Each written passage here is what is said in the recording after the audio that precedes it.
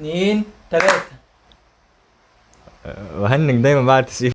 عادي عادي. المفروض اعمل ايه بعد كده؟ عادي. ازيكم؟ بس بقى 40 دقيقة.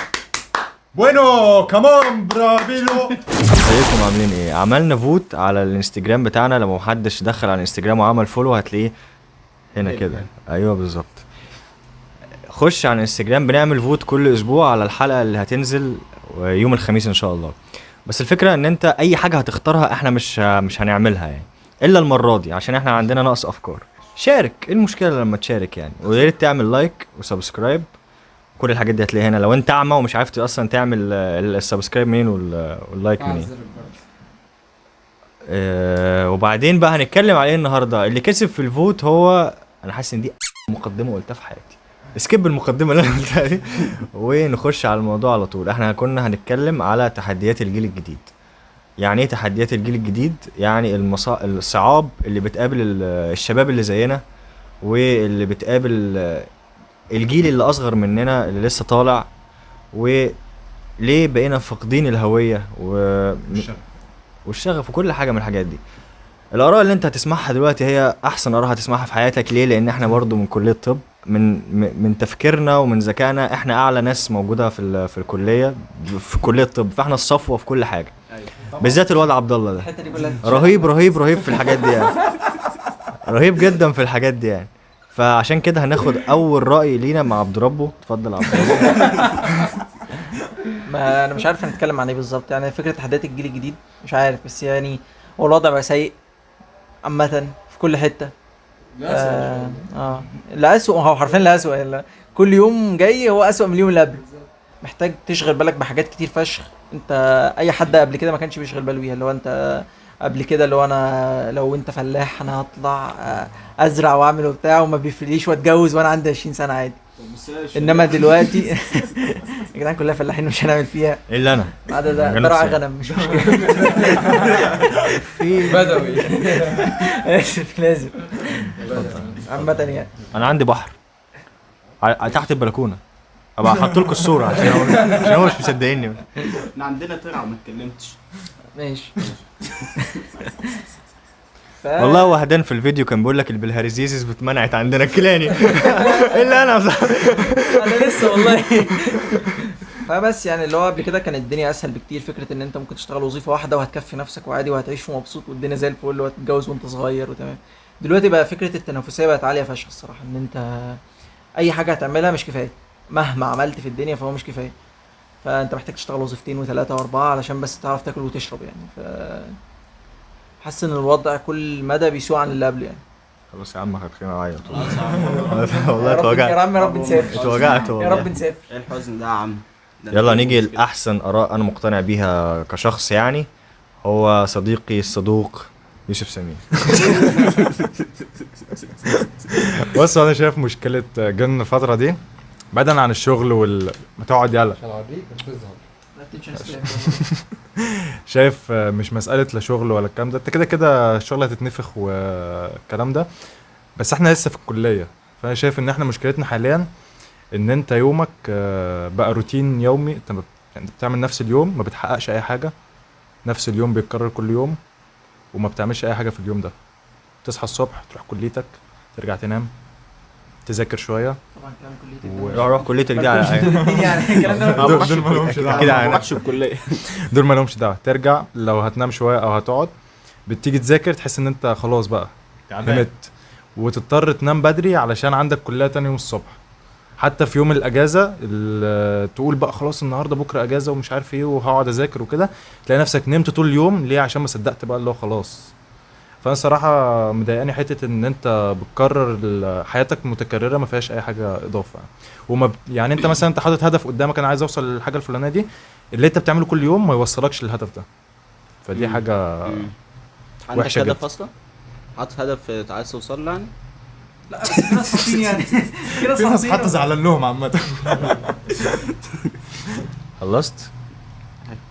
نخش على شكر كلاني.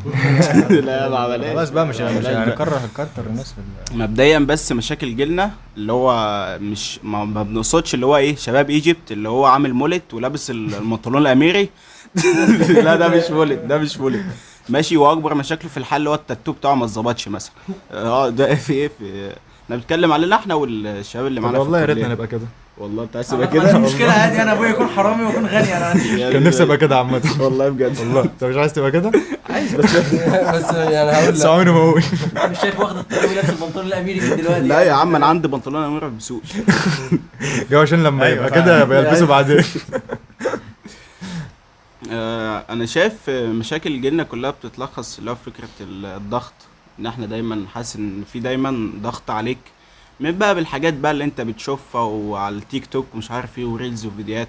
كل الحاجات دي بتوريك ناس يعني فاهم وصلت لمستوى انت عمرك ما تعرف توصل له، فاهم. فكل ده بيحط عليك بقى فاهم اكتئاب ومش عارف ايه وبتاع، ان انا مش عايش حياتي وفي حاجات فايتاني ومش عارف ايه وكل الكلام ده. وبرضه يعني انا شايف ان حته في حاجه مهمه غايبه عن جيلنا اللي هي غياب المثل الاعلى. يعني هو المثل الاعلى مش موجود فعلا. يعني انت لو سالت الواد ده مين مثلك الاعلى هيقول لك همبكه مثلا. هيقول لك ابو يوسف. هيقول لك لا يا ريت يقول ابويا يا عم انت عايز ايه؟ هقول لك همبكه الجيار. والجيار انا بحب الجيار. ومين تاني والمعاقب بتاع استرن كومبانتي. مالكش دعوه بيهم. انا بلاش ما تدخلش في المعاقم بس عشان مالكش تعمل. دعوه بيهم عشان دول حبايبي. والضغط بقى فاهم انك مطلوب منك تعمل حاجات في اكبر من سنك، يعني انا شايف كده. بس يعني في مشاكل تانية كتير مش هنعرف نتكلم عنها. ود بقى مش البتاع هتعرف تتكلم عنها ليه؟ ايه بالظبط. مش هتعرف أنا عايز تتكلم عن أسأل السؤال الإعلام. ده بصراحه. ما خلاص بقى كلك مفهوميه. يعني كلموش كلموش. الكلام خلص بقى، الكلام خلص لحد انتظروني ان شاء الله لما اسافر هعمل قناه يوتيوب تانية وهتكلم في كل اتكلم حاجة اللي براحتي. ما ينفعش اتكلم فيها. اتكلم براحتي. اخد جنسيه بس. خليك شباب بقى. خلاص بقى حاجات مش عارف اتكلم فيها، ايه مش فاهم يعني، دماغي راحت في حته ثانيه خالص. عندي مشكله تانية ايه ده؟ برضه. ما هو هي دي أيوة. هي اللي راحت فيها دي. والحاجه التانيه برضه. اه تعالى للراي الاكثر حناكه والاكثر صوتا واكثر واحد. يلا هو سايبين لي الاخر يعني عشان الكلام كتير. عشان انت اجمد واحد. لا والله هو زي ما هو قال الضغط وكده، اللي هو انت فكره ان هو في ضغط عليك وضغط وانت يعني زي ايه ضغط وهمي على فكره. يعني لو بص خلينا نقول حاجه، عايزنا نتكلم بالحاجه اللي احنا بنعملها ولا نتكلم في الصح؟ في الصح. اتكلم بالاصول. ماشي احنا بنتعولها. ماشي فكره ان هو والله والله بجد. بالظبط فكره اللي هو ضغط انت مطلوب منك حاجات مثلا اكبر من سنك وكده. مفيش حد طلب منك حاجه، انت اللي طلبت من نفسك كده، او هو البريشر اتحط عليك. مثلا انت شايف واحد على السوشيال ميديا عنده 20 سنه، شوف انا اشتغلت على اليوتيوب بقالي سنتين زي ما احنا هنعمل كده ان شاء الله، وجبت الفراري بتاعتي وبتاع. فانت حاطط نفسك ضغط اللي هو ده سبقني بخطوتين، ولا سبقك ولا حاجه، والحياه كده يعني عامه. فانت بقى ايه الكومبيتيشن بقت عاليه، كل حاجه بقت يعني انت لو ما واكبتش الناس دي هتتفرم. زمان فعلا كان رتم الحياه اهدى بكتير. يعني مثلا اقول لك على حاجه بالظبط الكومبيتيشن. الكليه مثلا عندك اكبر مثال، انت مش مطالب بس انك تجيب تقدير حلو، لا انت ترتب خلاص، رتبت تمام. بعد ما ترتبت يكون عندك معلومات بالظبط كويسه كويس. عشان لما تسافر عاوز بالظبط تسافر، في امتياز معلومات مش عارف كويسة. ايه. لا انت في ناس في امتياز اصلا اعرفهم معرفه شخصيه بيذاكروا الامتحان اللي هو بعد الامتياز اللي هو اللي هو الامتحان زماله او بتاع. الممارسة. ايه يا عم في ايه مزاوله مهنه، امتحان مزاولة بالظبط لا مش فوق من مزاوله المهنه، بيذاكروا حاجات كتيره. مهنة. فانت لو ما كنتش الناس دي هتتفرم يعني، مع الضغط بقى اللي عليك مع الموبايل، واللي انت تقعد على الموبايل 4-5 ساعات في اليوم، وعلى القهوه ساعتين ومش عارف ايه، والمفروض تذاكر. فاكس يعني الحياه الروتينيه بقى اللي استثمر اهلها دي احلى حياه اللي يعرف يعملها. والله بجد احلى حياه اللي يعرف يعملها. أيوة فكره فعلاً. انك تبقى منتظم على حاجه معينه لفتره طويله، انت صدقني هتيجي في فتره هتحس ان ماشي انت بس. سبقت غيرك واحلى بكتير. انت يعني مين انت لا أقول لك حاجة الحياه الروتينيه فعلا الحياه حلوة. الروتينيه بتبقى حلوه لو انت بتعمل روتين او بتعمل حاجه هتوصلك، او حاجه فعلا صح، حاجه مفيده. لكن انت روتينك اليوم بتعمل ايه يا عبد الله؟ ما انا بقول لك انا بتعولق يوم بايظ يا ابني. انا بقول لك انا بتعولق، انا العيب فيا مش العيب في هو النظام. الفكره الروتين ان انت ما بتعملش روتين، انت ما عندكش اصلا روتين. هو الفكره الروتين انك بتعمل حاجات كويسه منتظمه كل يوم، انت بتعمل نفس الحاجه كل يوم. فهو فكره ده الروتين صعب عشان مش اي حد بيعرف يعمله.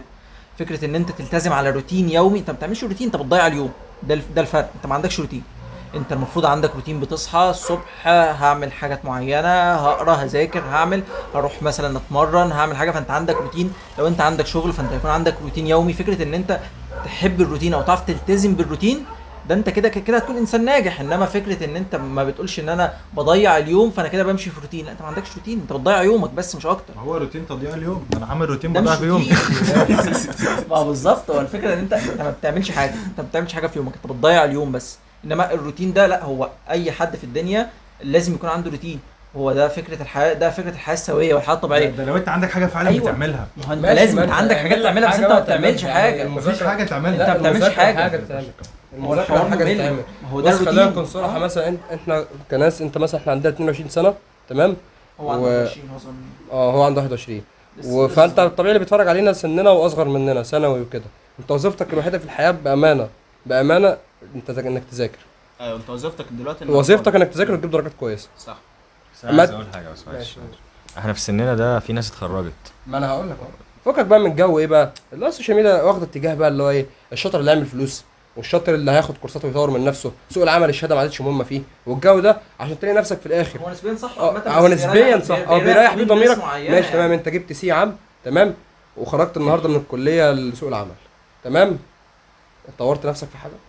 عمال فين يا عم الخبره والكورسات اللي انت خدتها؟ انت كده يعني فهلاوي في سوق العمل اكتر من الناس التانيه، اتجاه عبيط كده اللي هو المهم الشهاده واللي يجيب فلوس في الاخر وبتاع، اتجاه عبيط فشخ. انت تذاكر وتعمل اللي عليك، فشلت في مذاكرتك دلوقتي هتفشل في شغلك بعدين، لانك ما قدرتش تلزم نفسك بشغلك دلوقتي، ماشي. مش طب- هتقدر تلزم نفسك في شغلك بعدين الا من تاب بقى، يعني فاهم؟ بقول لك على حاجه. يطور طيب نفسه. طب انت دلوقتي ضامن انت اما تذاكر تمام وتخلص، انت ضامن تلاقي شغل في كليات تانية ومعظم الكليات ماشي. ماشي اقول بس ماشي، سيبنا ماشي. كمل. ماشي كمان. ده اصلا بيقعد حرفيا بيضيع عمره كله 22 سنه من حياته او 25 سنه بيضيعهم في التعليم وبيطلع يلاقي الشغل. ماشي هقول لك على حاجه. ماشي. فدي بوينت عندنا ما كانتش عند الناس اللي قبلنا. يعني انت مثلا الناس اللي قبلنا هو كان بيطلع مثلا يخلص دبلومه او اي حاجه ياخد اعداديه ويشوف في صنعه يشتغلها او اي حاجه، فكان بيعرف يعمل فلوس ويعرف يتجوز ويعرف يعمل كل الحاجات دي.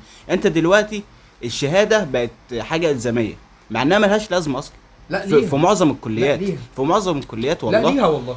والله انا ده شايف الكلام هقول لك على يعني حاجة. الشهاده يعني الكورسات اي حاجه هتشغلك اصلا بره الجامعه. طب هقول لك على حاجه مثلا. ما انا هقول لك كان على حاجة ممكن مثال. اخد الحاجات دي. ماشي. ماشي. هقول لك على حاجه مثال، انت بتقول الشهاده ملهاش لازمه. أي. والله أنا ده شايف كده. ده زي حرفيا ده انا بقول لك رايي ده في الكلام ده راي سم في عسل، اللي هو مثلا ايه الشهاده ملهاش لازمه. ما انا عايز اقول حاجه عن كلامك ده.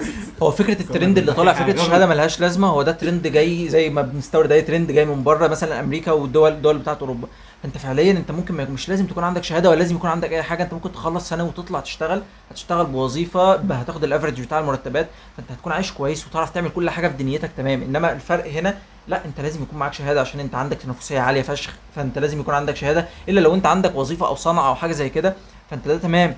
هو بره انت عادي اغلب الناس مش مكملين تعليمهم، انت بتاخد ثانوي او ممكن ما تاخدش ثانوي كمان وتاخد حاجه صناعيه تانية تشتغل فيها. فهو نفس هو فكره انك تستورد حاجه من بره وانت ما عندكش الامكانيات اللي انت تطبق حاجه زي دي، تمام يا عم بره ما تاخدش شهادات ولا تعمل اي حاجه ولا تدرس ولا تعمل اي حاجه، بس هتشتغل وهتعرف تكفي يومك عادي. انت لو اشتغلت في بنزينه بره هتكون عايش كويس. انما الفكره هنا ان انت لو عملت نفس الحاجه هنا اللي هو انت بتبيع نفس الكلام بتاع بره هنا، طب ما انت عندكش نفس الرفاهيه انك تطبق الكلام ده هنا.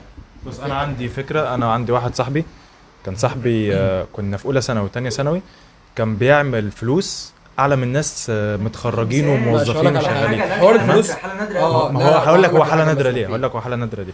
هو ما فكرش، ما هقول لك هو ما فكرش واتحط في الصندوق اللي كلنا قاعدين فيه حاليا. هو خرج دماغه بره الصندوق وعرف ايه المطلوب وايه اللي مش مطلوب واشتغل. وهو دخل الكليه بعدها، يعني هو قاعد اولى ثانوي وثانيه ثانوي كان بيعمل فلوس، في ثالثه ثانوي ما عملش فلوس. ليه؟ ابوه وامه حطوه في الصندوق وانت لازم تذاكر وانت لازم تمام. وانت لازم، وقفلوا عليه وكل اللي عمله ضاع. وبعد كده دخل كليه 4 سنين ضيع ال4 سنين دول. فانا شايف اللي هي نقطه ان انت الناس والدنيا بتلزمك بحاجه ايوه صح. مش يعني انت ملزم تعملها، وانت لو في بره ممكن تعمل احسن من كده. يعني احنا مثلا كليتنا انت بتقعد تدرس 7 سنين وفي الاخر يقول لك ايه، اصل بص الصراحه كل اللي انت بتاخده ده ملوش لازمه، الطب الصح كله في الامتياز. طب انا بعمل 5 سنين بعمل ايه؟ تيجي مثلا انت بتاخد جراحه وبطنه ونسا ومش عارف ايه، احنا عندنا مثلا في الجراحه حاليا دكتور الفاسكولار مش عارف حاجه عن الجي اي تي، وبتاع الجي اي تي مش عارف حاجه عن النيورو. طب هل انا مطالب ان انا كطالب قاعد في 3 شهور ابقى عارف كل المعلومات دي؟ صح وغلط ولا في النظام؟ بس هقول لك على حاجه، هو حاجه قال حاجه غلط حلوه. النظام. ماشي حتى لو في النظام تمام. فكره الفلوس عشان انت برضو من منظورنا في مصر هنا عشان مستوى المعيشه المتدني فكره الفلوس تمام. هل انت شايف ان هو كان في اولى ثانوي وبيعمل فلوس ما بيعرفش يعملها لحد دلوقتي ده نجاح؟ انا عبد الله انا كنت بشتغل عادي وكنت بعمل في الاسبوع 2000 جنيه. عارف كنت بشتغل بعمل ايه؟ ايه كنت ببيع اكونتات فورتنايت وبابجي. ماشي بس ما بتعمل حدش فلوس. هل بقى لو كنت سبت التعليم وقعدت للشغلانه دي وببيع لا، اكونتات لا، لا. نتفليكس دلوقتي تمام، كنت ببيع الثلاث حاجات دول والله العظيم بجد كنت في ثانيه ثانوي كنت بقى عملت 2000 جنيه في اسبوع، اشتغلت 4 اسابيع عملت حوالي مثلا 8000 جنيه انا ماشي، واخويا، بص. كان اخويا في اولى ثالثه اعدادي وانا في ثانيه ثانوي. خلاص احنا كده بقى نجيب صوره الجيل لا، ما الجديد. انا هقول لك الفكره في لا، ايه. انت انت كنت مش- بتعمل حاجه بتسند معاك، اللي هو ايه، ببيع اكونتات ماشي. بتاعك. هو صاحبي ده هو كان بياخد كان بيشتغل، بيبدا يعمل حاجات ترجمه على مواقع، اللي هو مثلا هو كان معاه لغه انجليزي كويس فكان بيعمل ترجمه، يترجم مثلا تمام. تكست من عربي لانجليزي كده. بدا ان هو معاه مثلا دولارات مش عارف يسحبها لان هو مش معاه فيزا. تمام. فعمل ايه، فكر طب انا الدولارات دي بدل ما هي محبوسه في اكونت وكده، قعد اخد كورسات برمجه، ومع ان البرمجه دي ما حدش كان يسمع عنها. تمام. فضل ياخد في كورسات برمجه ويشتغل باللي هو بياخده، ياخد كورسات برمجه ويشتغل باللي هو بياخده. فهو كان كل يوم عن يوم كان بيزود معلوماته وكان بيزود خبراته وكان بيزود. أيوة. هو دلوقتي لما دخل الكليه وقف وهيضطر يوقف الكلام ده. هو دخل كمبيوتر ساينس، بس انت لو بصيت على منهج كمبيوتر ساينس ما فيهوش معلومات. ايوه صح. انت بيديك عناوين وانت تاخد حتى اللي انت لو تاخده. بصراحة حاجة. فهو 4 سنين ضيعهم. يعني انت عايز مثلا وحاجة كليه كمان. حاسبات اللي بيدرسوا في 4 سنين، لو انا خدت كورس في 3 شهور هطلع اشتغل وبتاع حسابات مش عارف اشتغل. ايوه ايوه الاثنين هيشتغلوا، بس انت هتبقى عندك ده خبرات اكتر منه. صدقني بقى بجد ده العبث. وانتوا برضه فاهمين حته بره، يقول لك ده بره مش شهاده وبتاع، مش الكلام ده والله العظيم ما في الكلام ده يا جدعان. بره اصلا بيشتغل من خريج بيته، هو الجامعه مش محتاج يتوظف. بيتقدر اكتر بكتير. هو مش محتاج يتوظف. بيتقدر يا عم، بيتقدر احنا ماشي، فكره عشان انت الأغلبية ايه، ما بيخشش احنا عايشين في جامعة. مصر ايه، بنسرفايف تمام. انت بتقول بيعمل فلوس، هو انت بتقول بيعمل فلوس لان فعلا دي الحاجه الوحيده اللي ناقصه عند 90% من الشباب. حتى مهما كنت مرتاح بتحس ان فيها ايه، انا عايز احسن شويه كمان فيه، انا عايز اكتر ما فيه. بتكلمش انا على فكره فانت من الفلوس، فكرة- الفكره هنا انا ملزوم بمجال هطلع في الاخر مش هيشغلني. انا دلوقتي مثلا كطالب في طب هسالك حاجات ثيوريتك وانت قول لي النظام اللي احنا ماشيينه دلوقتي احسن، ولا ان انا مثلا اجي في سنه اولى وثانيه وكده اخد الحاجات البيزك والمعلومات اللي هي لازم تكون عندك في كل حاجه، تمام؟ وبعد كده تيجي مثلا من اول سنه ثالثه اللي هو الكلينيكال، انا قررت مثلا عايز اخش جراحه، اخد من سنه ثالثه لحد سنه 5 جراحه. سؤال بس عشان في حته هو قال ثيوريتيكال. تمام. انت استفدت ايه بحشاش السفاله اللي خدتها في ثالثه اعدادي؟ استفدتش. ما استفدتش حاجه. لو انت اتخرجت لو انت بس عديت على المرحله دي من غير ما تاخدها مش هتبقى بالمايند سيت دي دلوقتي. هقول لك ليه مش بقى. تفرق. هقول لا مش لا هتفرق. لا، لا، لا هتفرق ليه؟ لان عقلك بيكبر. انت دلوقتي لو انت دلوقتي بتقول ايه، هتاخد جراحه تمام. انت دلوقتي مثلا يا عم انت بتقول الطب ده انت هتاخد 5 سنين مالهمش لازمه، والطب اساسه امتياز وبتاع. لو انا قلت لك يا عم انت هتاخد في الخمس سنين دول هخليهم لك 3 سنين بس تمام، وبعد كده تخش 3 سنين امتياز وعيش براحتك يا معلم تمام. هتخش امتياز والله الدكتور يقول لك كذا، ايه دي مش عارف ايه تمام، ما عندكش معلومه. انت دلوقتي يوسف في سنه رابعه دلوقتي تمام، المفروض انت خدت البيزك في سنه اولى، انت فاكر الاناتومي بالظبط مش فاكره. يبقى دي ملوش الفكرة. لازمه، يبقى انا حرقت وقت ملوش لا لازمه. ملوش لازمه، بس على الاقل لما هقول لك معلومه. يعني مثلا مش انا كنت قاعد معاك في المحاضره قلت لك ايه، في كلمه اتقالت مثلا لما اتقالت لنا في سنه اولى كنا نقعد نعيط، اللي هو ايه، وتقعد بقى وترجمه جوجل وتجيب صفحه وشرحها دلوقتي بتتقال قدامك عادي. فهي دي الفكره انا بتكلم انا ممكن اخد سنتين انك بيزك.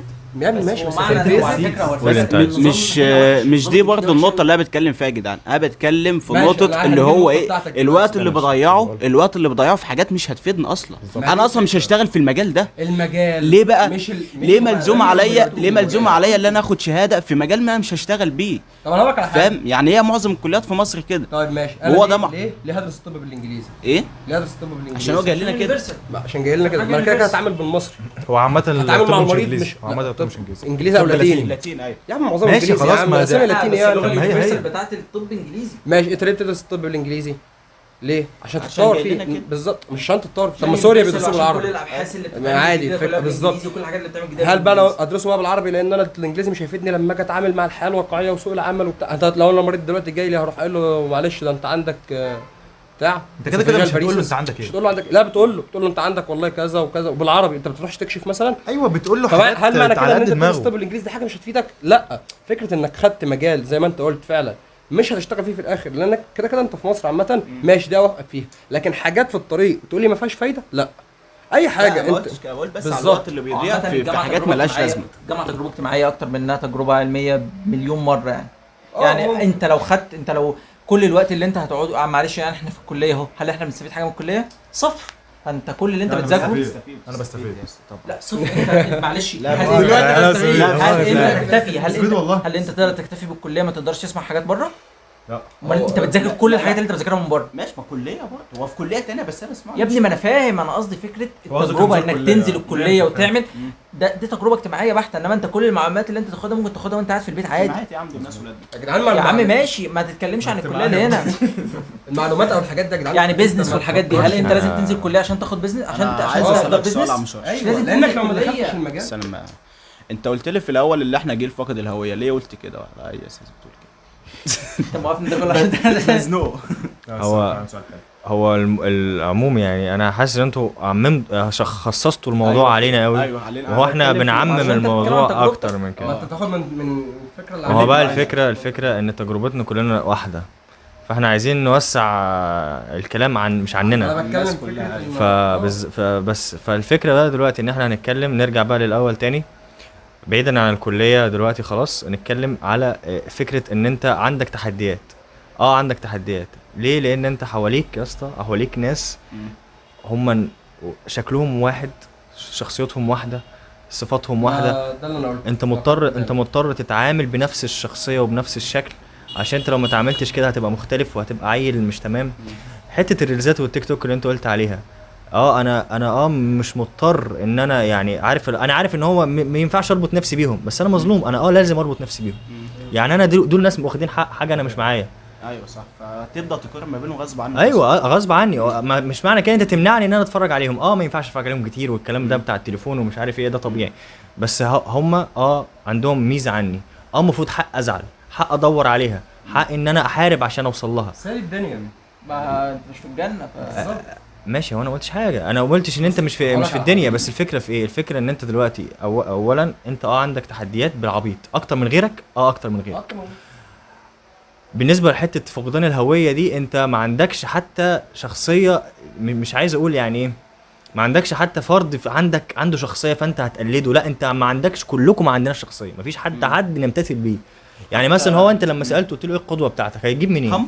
هيجيب منين؟ مفيش فعلا. ايوه هيجيب منين؟ ما بقول لك غاب المثل. هيجيب منين؟ في ناس دلوقتي بتوع البنطلون الاميري وبتاع العقباوي ودم حامي، والناس دول واخدين قدوتهم. الشباب بتوع البنطلون الاميري واخدين قدوتهم من المغنيين الراب، واخدين قدوتهم من توليت، واخدين قدوتهم في مش عارف ايه ومش عارف ايه الحاجات دي. يعني هم هو ليه قدوه. يعني هو بس فقد الهويه ده بيؤدي ليه؟ اقول لك فقد الهويه ده بيؤدي ليه؟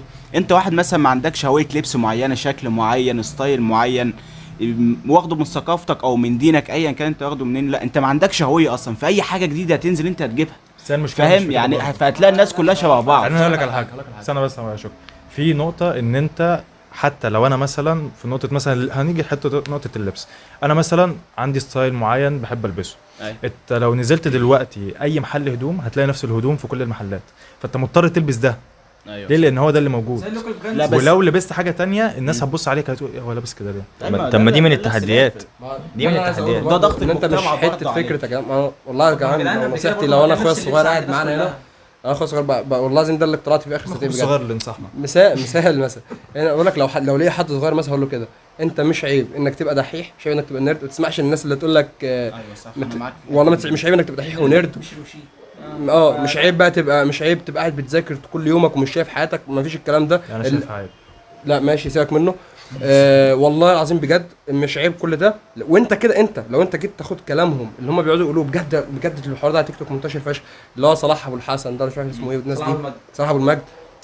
تقعد بقى ايه بالظبط؟ انت ما بتطورش من نفسك ليه؟ انت كده بتطور من نفسك يا حبيبي. انت كده انت اللي واخد ستيب عنهم. انت هتتخرج كمان سنتين ثلاثه، هيبقى انت عندك الوقت.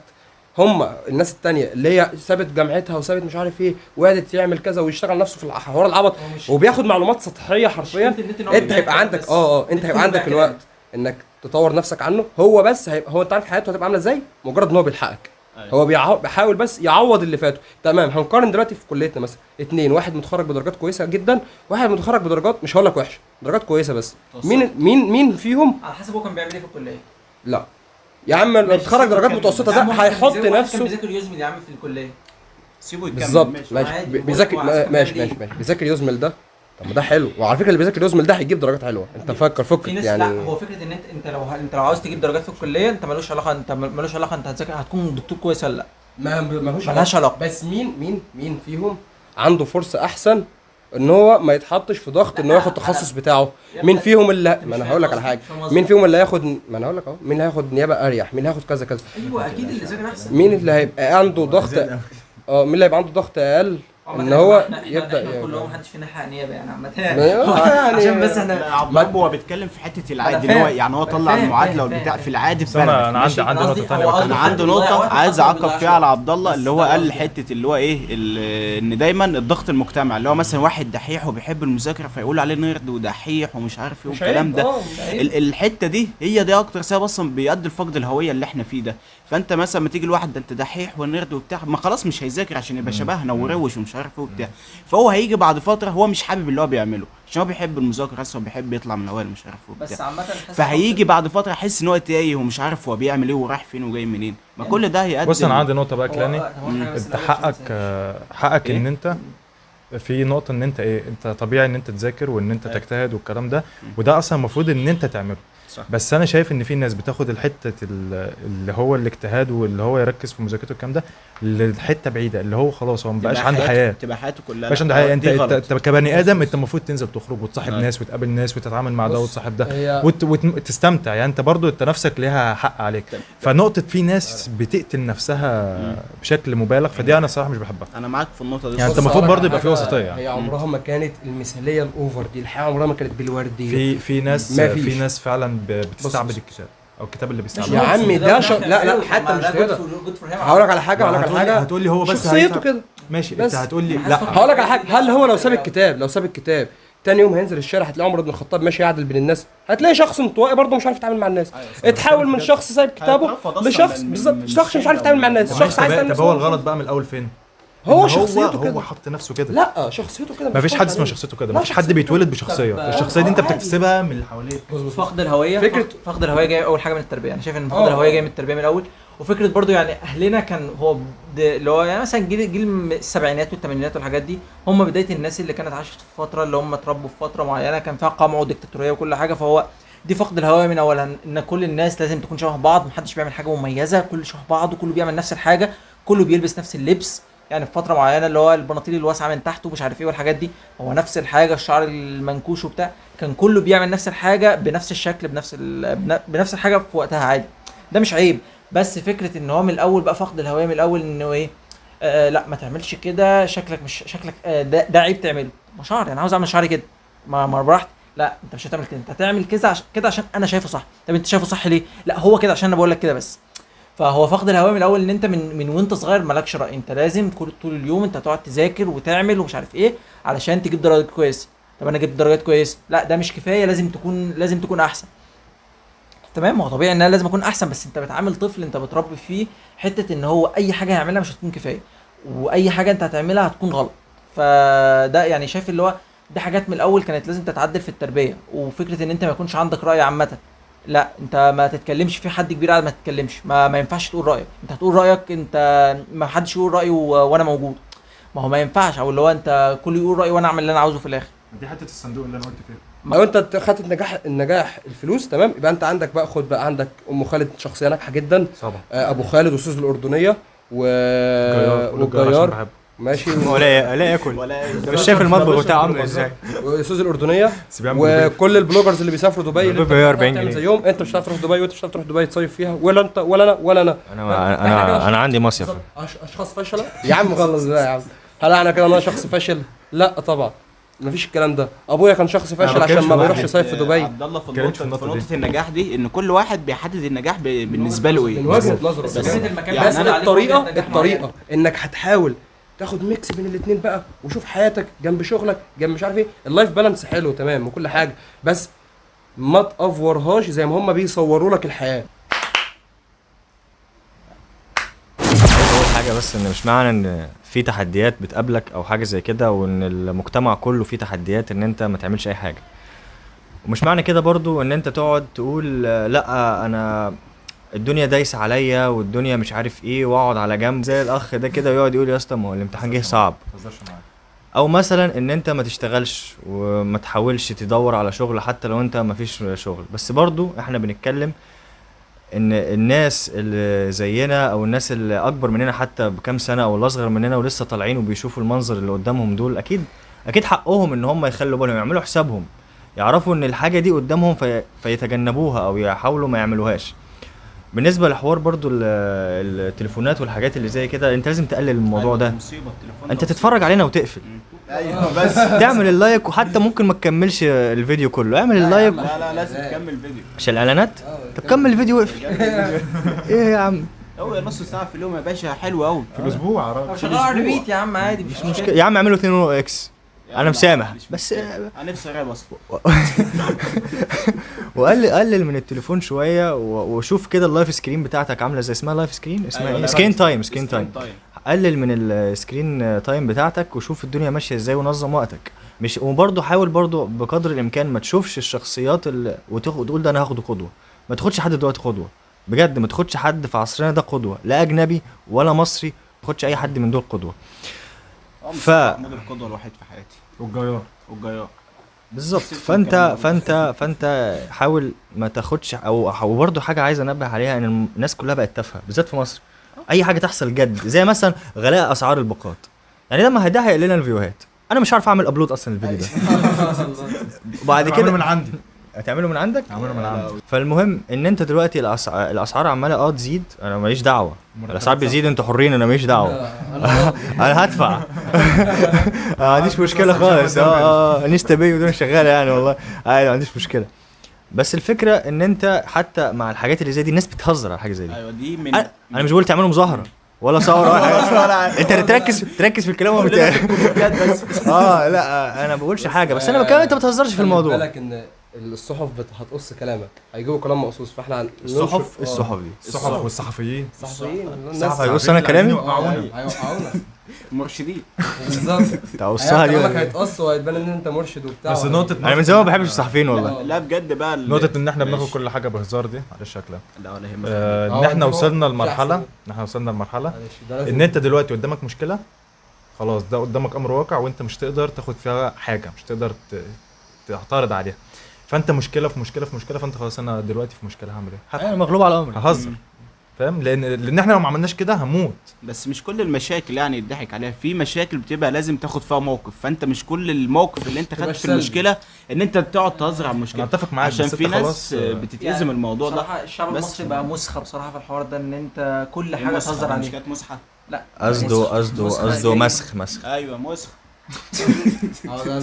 اهو ده التفاهه بعينها. اخويا الكلاني. يا عم مش تافه يا بس عم. يعني بصراحة بقوا بيهزروا في كل حاجة، يعني هزار على اي موضوع. حروب هنهزر عليها، ناس بتموت هنهزر عليها، ناس جايعة وفي مجاعة، بيحصل لهم كل حاجة وحشة في الدنيا. الدين ما في الدين، ما الناس بتهزر في الدين من زمان يعني، بس حاليا بقى كل حاجة بتهزر فيها. ما بقتش عارف تعمل حاجة، بقيت مقطوع الايد، ما بتعرفش تعمل اي حاجة خالص، ومقطوع اللسان، ما بتعرفش تتكلم. فكله بقى بيهزر بقى. طب انت الحاجه دي المفروض ده الوقت اللي انت المفروض تعمل فيه حاجه او تاخد فيه قرار او تعمل فيه اي حاجه. لا احنا هنهزر، معلش احنا ما عندناش حاجه نعملها غير كده. هو برضو فكره اختفاء مثلا القدوه، برضو انك ما عندكش حد يتكلم بصوتك، ما عندكش حد يعمل لك حاجه. كل الناس اللي تعرف تعمل حاجه زي دي مش موجودين، سافروا. خايفين عليك العيش. لا مش بياكلوا هم مش موجودين، هم في السجن يعني. بس انا اقول لك على حاجه شاشه، انت لو ركزت كده في حياتك اليوميه هتلاقي دايما اكتر ناس دمها خفيف الناس اللي عندهم مشاكل. يعني عبد الله لما كان تخين كان دمه خفيف، لما خس دمه تقل. فاحنا عايشين في نفس الحاجه دي بس على نطاق اوسع. يعني انت لو بصيت على كل الشعوب هتلاقي دايما اكتر شعوب دمها خفيف الشعوب اللي عايشه عندها مشاكل. بس انا بس عايز اقول مش دي يعني مش ده رد الفعل المفروض تاخده. عندك رد فعل تاني؟ بس يبقى تهزر وانت ساكت. بتهزر وانت ساكت. احنا قاعدين مؤدبين. اول كلمتين بالظبط عشان تمام. هو بالنسبه للناس اللي طالعه جديد، يعني لسه هتخش كليه وكده، حاول زي ما انا قلنا ما تاخدش حد قدوه. مثلا ما تروحش تقول لحد ده جاب مجموع في الثانويه فانا هبقى اعمل زيه. لا انت شوف النظام اللي هيمشي معاك، اصل كلنا عملنا كده. اسال كذا حد، وفي ناس بتيجي تسالنا عشان احنا في طب واحنا برضو احسن ناس في الفئه دي يعني. عايز نرجسيه. والله بنقول لهم ان انت ما تاخدش راي حد ثابت، ما تاخدش يعني الواد ده في ناس كتير خدت رايه هو اصلا. لا بس يعني هقول لك انا لما حد بيسالني بقول له انا طريقه تفكيري غير طريقه تفكيرك، انا طريقه فهمي غير سرعه الفهم غير سرعه الفهم. فانا بقول له انا مثلا عملت كذا بس ما اعرفش هل ده هينفع معاك ولا لا بالظبط. فبالنسبه برضو حاول تبعد عن التشتتات الكتير اللي موجوده. يعني مش عادي ان انت تبقى بتتفرج على حاجه ممتعه في يومك مثلا، بس ما تاخدش ان انا لا انا بحب ابو يوسف فانا هدافع عنه واشتم فيه عشان زي الواد ده، هشتم في اي حد بيشتم ضده. حتى الكوره، حتى الكوره حاول انت عشان لسه صغير ولسه احنا برضو صغيرين بس عشان احنا خلاص الموضوع بقى انت عايش في مجتمع زي كده وانت مجبر على حاجه زي كده. بس الفكره ان انت حاول ما تاخدش اي حاجه تافهه بعصبيه، وحاول ما تهزرش على اي حاجه جد، ما تعكسش الايه. فحاول تظبط الدنيا وحاول تبقى بالظبط، وحاول تبقى راسي وما تبقاش جد برضو رخم، يعني ما تبقاش حد رخم بس اظبط الدنيا وحاول عامه حلوه في كل حاجه بالظبط. وده اللي هيخليك بقى تعرف لوحدك ايه الصح وايه الغلط، ايه اللي المفروض اعمله في ثالثه ثانوي، ايه اللي المفروض اعمله في الكليه، ايه اللي المفروض اعمله هنا وهنا، ازاي اعدي الصعاب دي. لو في صعاب في صعاب. بالنسبه للناس اللي في سننا هو بيبقى قصدي انا اقول لك اكتشف ذاتك، مالكش دعوه باللي حواليك. جرب حاجات كتير بالظبط. فشخ، جرب كل بالظبط. حاجه في الدنيا بالظبط. يعني انت مش خسران حاجه. وما تخافش من حاجه الا تخافش من الناس. ما تخافش من حاجه الا الحاجات اللي ممكن تضرك او تضر اهلك او تضر حد. لكن لو حد هتضر ما يهمكش، دوس، اهم حاجه مصلحتك بالنسبه للحاجات دي. يعني بالنسبه بقى للناس اللي في سننا انت خلاص شايف ان الدنيا مش هتطلع تشتغل ومش هتطلع تعمل ومش وانت بتتفرج على ناس بتحسسك ان انت مالكش قيمه وصرصار تحت وهتداس وهتعمل اتكيف خلاص. هتعمل ايه؟ استمتع فعلا. هو فكره التكيف عامه انت عايش عشان تتعايش مع كل حاجه. لو انت عايش حصل لك كذا هتتعايش معاه. يعني مثلا الاسعار زادت الناس اتعايشت وكملت، مش عارف ايه اللي زاد الناس اتعايشت وكملت. كل حاجه هتحصل عامه هتعيش وتكمل. لا لحد ما هو الفكره هل انت قرارك بالتغيير ده هينتج بحاجه؟ لا. فانت ما تكونش برضه، هو ربنا بيقول لك ولا تلقوا بايديكم الى التهلكه. بتشعبول الموضوع ده شويه. حاول تبقى افضل مش الافضل. الله يا عيني بالظبط. وحاجه دي دي الحكمه اللي بتبقى على التكاتك دي. حاول ما تبقاش قاعد ساكت وما تعملش حاجه. اصل الكليه مش كويسه، اصل النظام مش حلو، اصل مش عارف ايه. حاول ما تتخرجش وتقعد في البيت وتقول اصل الجيش طلبني، اصل انا مش عارف ايه اللي هيحصل، اصل انا مش عارف ايه. انا عارف الموضوع صعب واحنا هنعمل كده واحنا بنعمل كده، بس انا بتكلم في الصح. فعشان كده هنقل من النقطه دي واقول كل واحد رايه ايه ان هو ازاي يعيش في التحديات اللي موجوده دي، هو كشخص ازاي يعدل من الصعاب اللي بتقابله والتحديات اللي بتقابل جيله والحاجات دي. اول حاجه يعني ما تاخدش الموضوع على صدرك قوي، تمام؟ عشان ايه؟ تعرف تعدي، خليك فليكسبل ماشي. مش كل مشكله تقعد تواجهك تقعد تعيط في جنبه وبتاع، لا خليك فليكسبل الدنيا كده اصلا. وتاني حاجه تعملها روتين. الروتين ده لو كان صعب في الاول زي ما عبد الله، لو كان صعب في الاول بس هيجي عند نقطه معينه في لاين كده محدد في الروتين هتعديه، هتحس بكل التعب اللي انت عملته في اللي فات، هتحس بمستواك عالي مره واحده في الحاجات اللي انت كنت بتعملها. بس ده اللي معلش عشان دي مش هقدر اسكت فيها. الروتين ميزته ان هو ممكن هو بيخليك ما تفكرش في حاجات ثابته. نفس فكره الرياضه. لكن انا لما بصحى الصبح انا مش عارف انا هعمل ايه، لكن لو عندي روتين انا مش هشغل بالي اصلا. بيديك مساحه إن أنا أفكر في حاجة في تانية. الابداع في حاجات تانية. صح. انا هقول حط نقطه الروتين دي مظبوطه، بس لو انت حاطط لنفسك فعلا حاجات مفيده انت بتعملها. لكن الروتين اللي هو العشوائي اللي احنا بنعمله ده فعلا حاجه سيئه جدا. ده مش روتين. هو فعلا اسمه روتين عشوائي. بس هو روتين يعني روتين عشوائي. فهي الفكره انت حط لنفسك جول، حط لنفسك هدف، قول انا عايز ابقى كذا، شوف الحاجات اللي هتوصلك للهدف ده وحطها. اعمل لنفسك يوم الروتين ده وحط لنفسك حاجات انت تستمتع انت تعملها. حاول ما تصبش تفكيرك كله في الهدف ده لان هيدمرك يعني. ما تضيعش وقتك وانزل الجيم. ودش مع ساعه. لا يا عم والله ما بهزر، ممكن الكلام فعلا صح. وياكل كويس يا عم ماشي، ده هينزل الجيم هيتعلمه كله. ما تضيعش وقتك، انزل الجيم، خلص مذاكرتك او شغلك او الحاجه اللي انت فيها. ما تفكرش ان انت كده يعني دي منها 100%. دي 100%. والباقي اي كلام. وبالنسبه للدين بس عشان بص صلي. خلينا من الاخر، دي حاجه مفروغ منها. يعني الصلاه دي مثلا ما نتكلم تجيش في تقول لي الكلام. مثلا ما اجيش اقول لك معلش قوم صلي. ايه اللي قوم صلي دي؟ عايز اعقب على يوسف بس في الحته اللي هو قالها، ما تربطش حياتك كلها بهدف واحد، عشان الهدف ده لو ما جاش انت هتضيع بعدها حرفيا. هو ده بقى فاهم. بس مش معنى كده ما تحطش نفسك هدف. لا حط نفسك هدف، بس جه كويس ما جاش مش مشكله. عامل حساب الحاجه تانية. ايوه عامل بص، حساب حاجه تانية. فكره ان ما هقول لك ما تضيعش وقتك يعني تذاكر بتاع. تاني حاجه انزل الجيم. تالت حاجه سيب الموبايل. لو تعرف تجيب عده زراير لا معلش استنى بس ما تسيبش الموبايل. اتفرج علينا وبعد كده سيبه. والله يعني ما تضيعش وقتك كتير فيه وكده، وما تحاولش تثبت لحد انك شخص كويس. انت زي الفل يا باشا وماشي. دي حلوه والله احييك عليها. هعمل لك تسقيفه في المونتاج.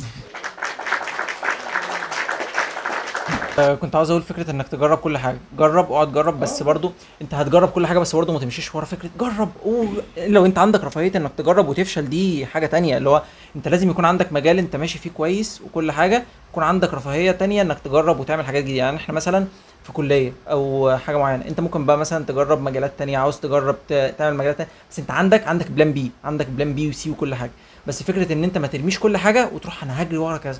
في ناس عندها الرفاهيه دي، اللي هو مثلا ممكن افتح بيزنس، مش عارف اعمل ايه. بس في ناس عندهم رفاهيات ان هو لا، انا ممكن ارمي 100,000 جنيه و500,000 جنيه في حاجه ومش هيفرق لي، عادي هجرب، ممكن تظبط وممكن لا.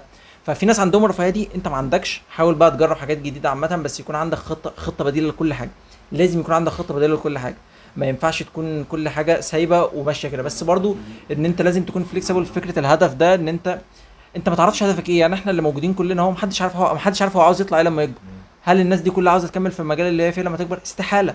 يعني انا ما شفتش حد نفسه يكمل دكتور لحد ما يموت. انا عن نفسي اتمنى، انا لحد دلوقتي يا عم انت على راسي، انا ما اعرفش لحد دلوقتي انا عاوز ايه. هل انا ده المجال اللي انا كويس فيه؟ ما اعرفش. هل دي الحاجه اللي انا عاوز اكملها لحد ما اموت؟ ما اعرفش. هل في حاجات تانية انا كويس فيها؟ ما اعرفش، انا ما جربتش. يعني مثلا اللي هو الناس وانا صغير انت نفسك تكون ايه لما تكبر؟ ما اعرفش، ما انا ما جربتش كل حاجه. يعني انت مثلا، انا دخلت الكليه دي ليه؟ عشان مجموعي كان جايب، مش عايز تتخصص بس حاجه لا كده. ما في لحد دلوقتي ما اعرفش. مفيش اكيد. مفيش حد عارف هو عاوز ايه. فهو الفكره ان انت بتجرب. بس الفكره برضو ما ينفعش تجرب وتسيب نفسك ان انت ما تلاقيش تاكل وتشرب. هي دي الفكره، انت لازم يكون عندك حاجه ثابته وتجرب معاها. يعني انا مثلا اتمنى يكون عندي الرفاهيه ان انا اسيب الطب مثلا وانا 35 40 سنه. الكلام الواسع اللي هو كمان 10 سنين ده برضه ما تشغلش بالك بيه قوي، خليك في يعني ماكسيمم الوقت اللي انت فيه ده، والسنه الجايه انا عايز اعمل ايه بس.